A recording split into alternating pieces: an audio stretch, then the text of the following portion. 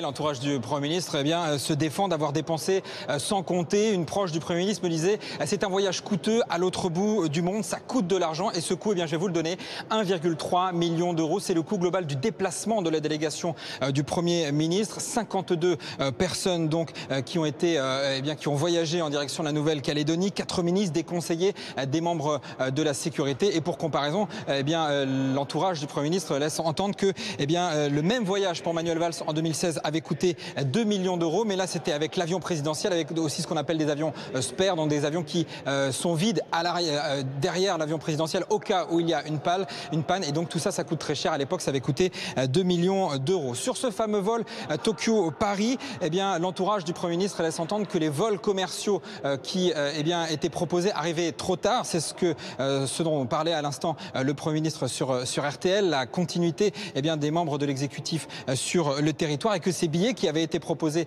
à Matignon coûtaient 7 500 euros par siège en business sec modifiable, voilà, pour être très précis. C'est donc en tout cas Matignon qui assume cette dépense, qui veut ne pas tomber dans le piège des polémiques, et laisse entendre qu'effectivement il a fallu voyager dans plus de confort, mais qu'au final le Premier ministre a été à l'heure à ses rendez-vous à Paris.